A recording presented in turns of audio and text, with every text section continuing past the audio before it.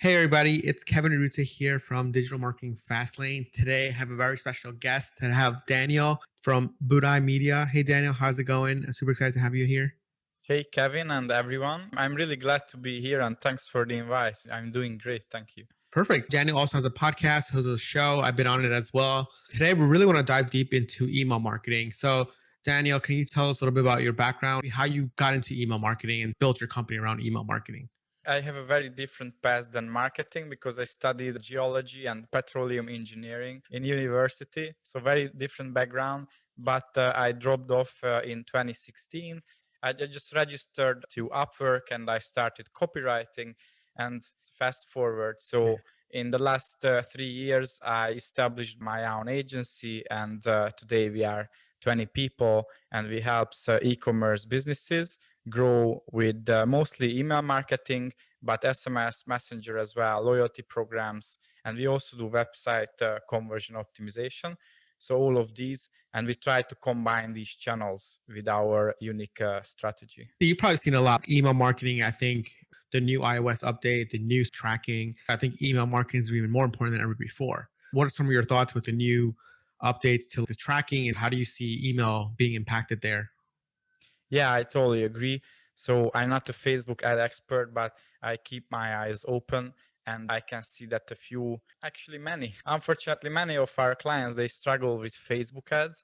So first of all, I really recommend everyone that you should diversify how you get website traffic. So don't just rely on Facebook ads, but try Google ads, YouTube ads, SEO, and all of these different channels. That's number one.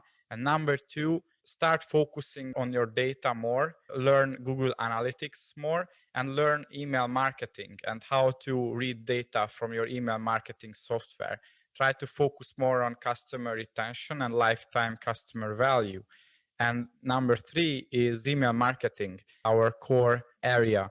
Try to build out your first email flows if you don't have them, and then send email campaigns and just nurture your email list, take care of your subscribers and customers, try to build a real relationship with them. I wonder how you guys think about it for your businesses and your clients profitability wise. Are you guys using Facebook traffic, Google traffic? Obviously, you guys don't do that, but like, are your brands thinking about it as like an acquisition to get a customer? And then with email, it's for repeat purchase, the retention. How do you guys work out these numbers with the brands you work with? It's still tricky these days because Google Analytics shows completely different things than Klaviyo, for example, because of the attribution window. But now I don't want to get into this. Most e-commerce business owners, they just understand this, that it's a technical problem. But beside that, so I think Klaviyo's AI is very smart. And if you use Shopify, then you can see the customer lifetime value. It's calculated by Klaviyo's AI. And when I was in Boston, I asked their product manager and they told me how it works. They showed me a huge list of equations and all of that, some serious mathematical background behind it. But if you don't want to get into this so much, so Klaviyo shows you the customer lifetime value, how much somebody has spent so far, and what's the predicted future lifetime value. You can see these separately. The more data you have, the more precise it becomes. And you can see very interesting data and you can segment people based on these. That, for example, somebody spent $1,500 so far, and we predict that they will spend 3,000 in the next 2 years. And you can see it in Klaviyo. You can segment based on this. You can even set up an email flow that when somebody is expected to buy next time, which is very useful, for example, for Valentine's Day or Black Friday and all of these events. Basically, in Klaviyo, you can see the customer lifetime value of these customers, and I think it's highly valuable. You know their value, and then you can spend a certain amount on Facebook, and then the whole equation just makes sense. From what I'm seeing here, and you probably see it too with most of the brands that you work with that are more successful, it's e-commerce now is becoming really like a long-term play. 2-3 years ago, it was kind of, I'm going to make 100, 200K profit a month, where now I'm seeing acquisitions is getting harder. And if you really want it to be in e-commerce, you have to be in it for the long term. And it's not this thing where you're going to just generate tons of cash. This e-commerce thing is going to be like sucking your cash now because there's so much stuff to do. And I think about it before. It's interesting because e-commerce seems so easy. Everybody was jumping in and Yeah. everybody's doing Yeah. stores. Yeah. Now it's like a traditional business where you don't see profits for 1 or 2 years. And then it's finally customers like my stuff. They're coming back to buy again. Of course, there's people on YouTube make $100,000 a year. You can, but that's the exception, not the rule. The rule is a Exactly. long-term brand. So Yeah, how do yeah. you think?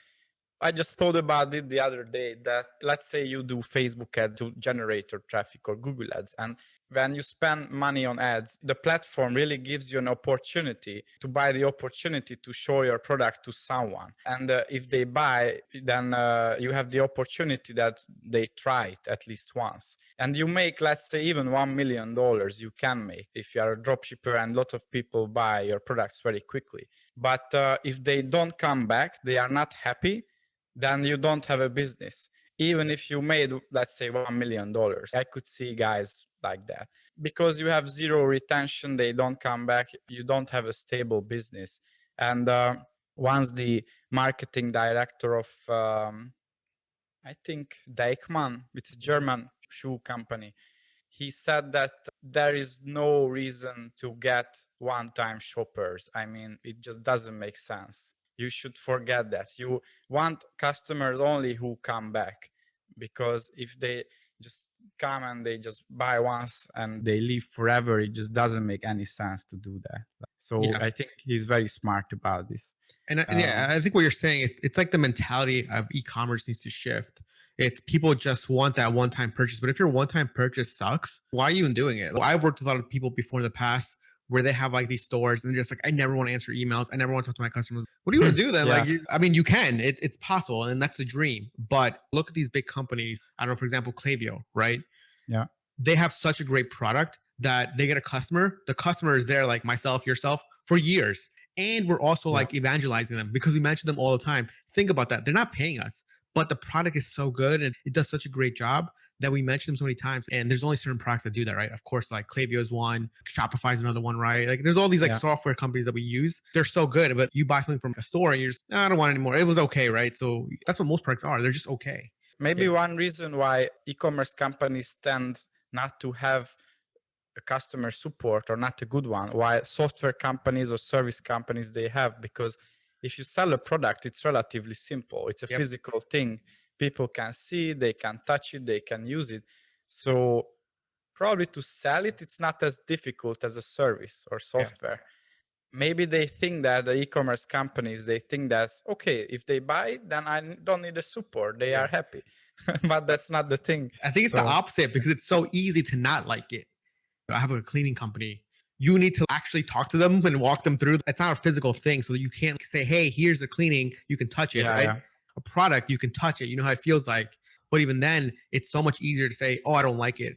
A story for me was I purchased a camera recently from Amazon, right? Of course. And then I got it. I literally opened it and then I couldn't open the thing. And I looked at the camera and I was like, oh, I don't like it anymore. And I threw it out. It was like $20. I was like, I don't want anymore. Literally, I was just like, what is wrong with me? And then like I told my friend and she's like, how come you're not returning it? I was like, it's a hassle to return it. But then for me, it's just like a bad experience because like, for them, they don't know that because they didn't call me, anything like that, or email me. I really recommend the book, Tom Sia. He died last year, I think. What's the book called? Delivering Happiness, Zappos. Oh, yeah, Tony Heish. Yeah, that's a great book about this topic. Their sales team was their customer support. Yeah.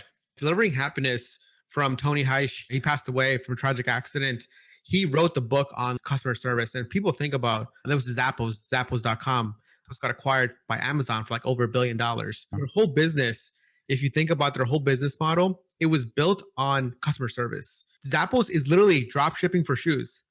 Or something. When did he start? 2000? Drop shipping, people think in a bad term, but it's just a form of shipping. But you can make it into a real legit business with great assets, with great people. And Zappos is an example of this. If you listen to the early story of Tony talking about Zappos, he said that if someone placed an order for a Nike shoe, someone on their team would just go to the store down the block, buy it, and then ship it.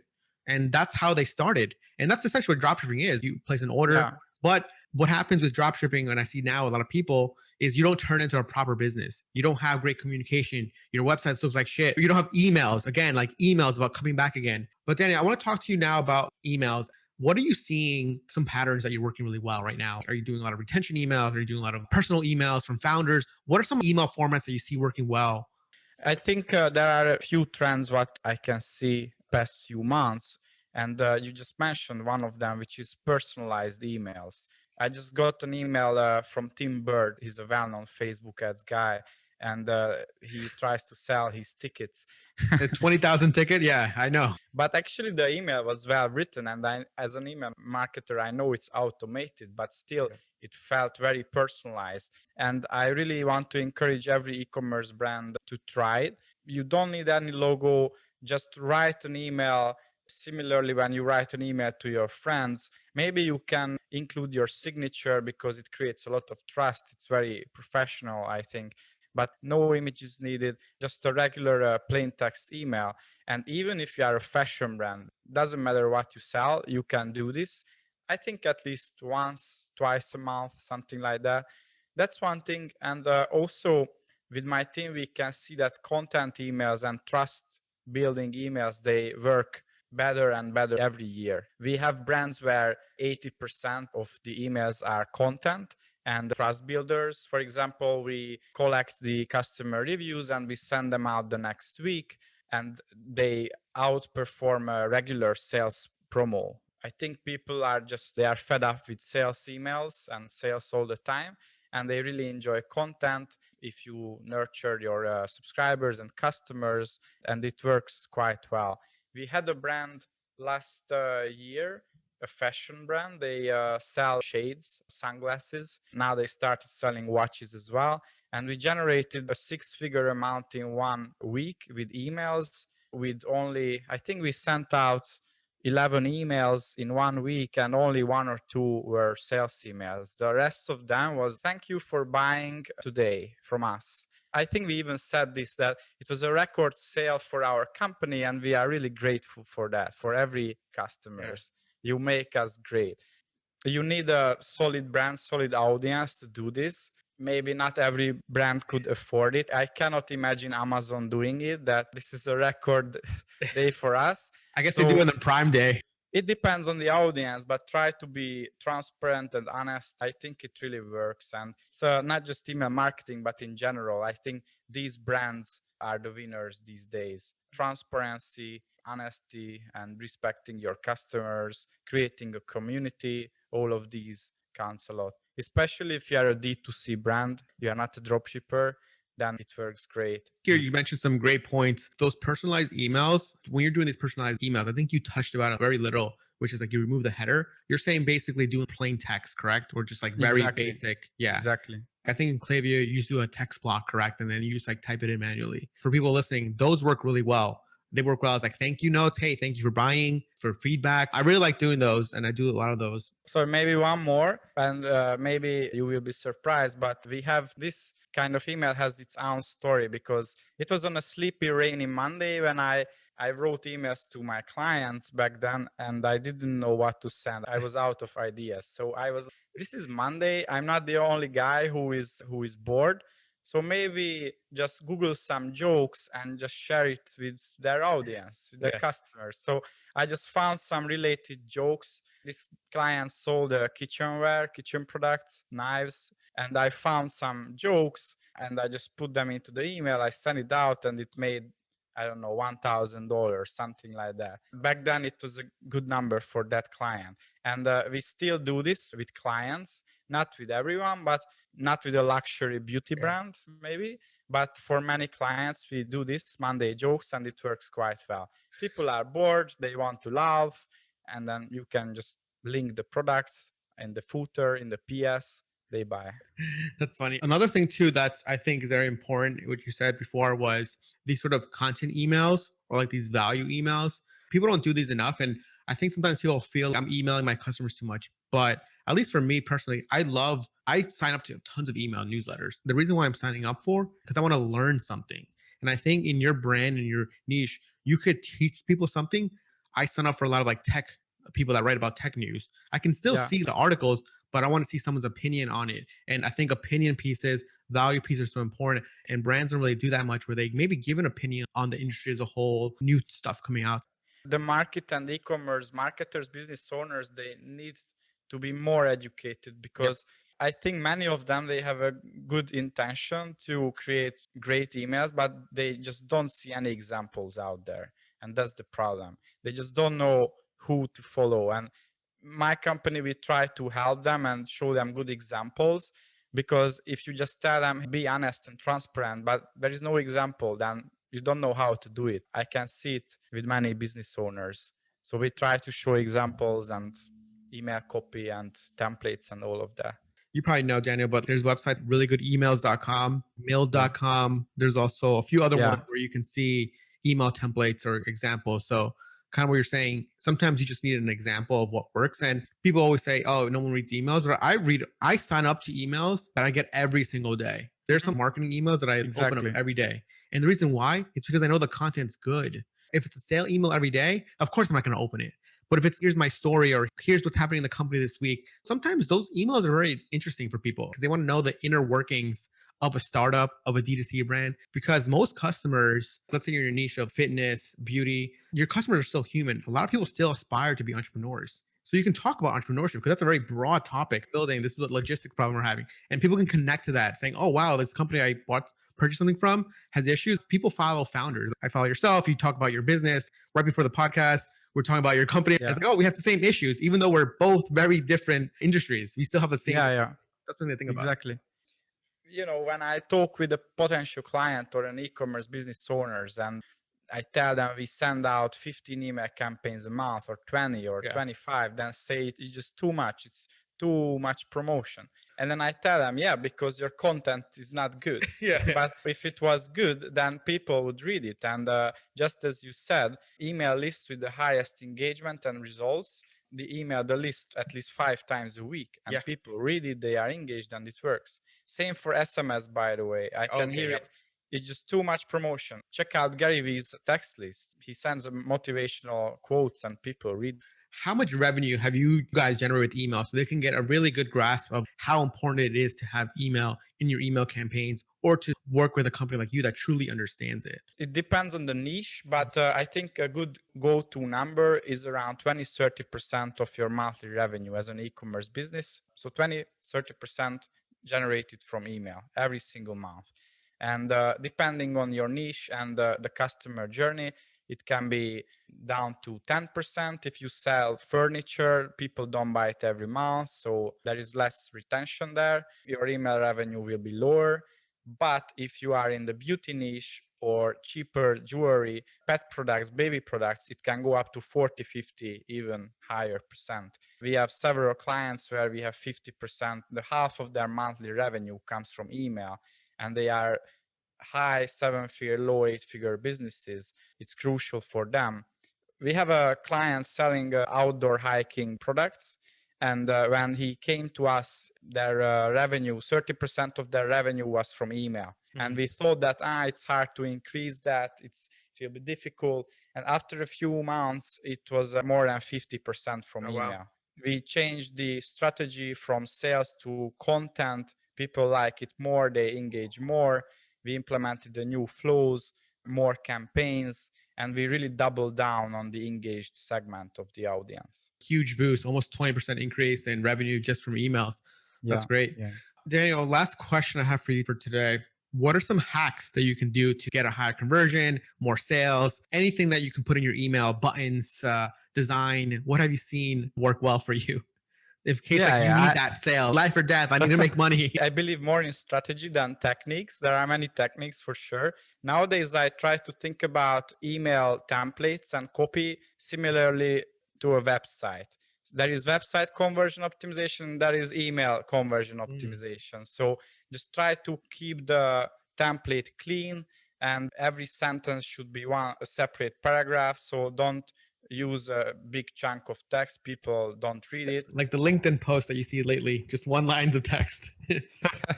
Try to make it scannable, readable. Try to keep the email short because people, they hate scrolling down, except your copy is amazing. And use 2-3 images and not more. And all images should be a link as well. And also try to use as few links as you can, maximum 3-4 if it's possible.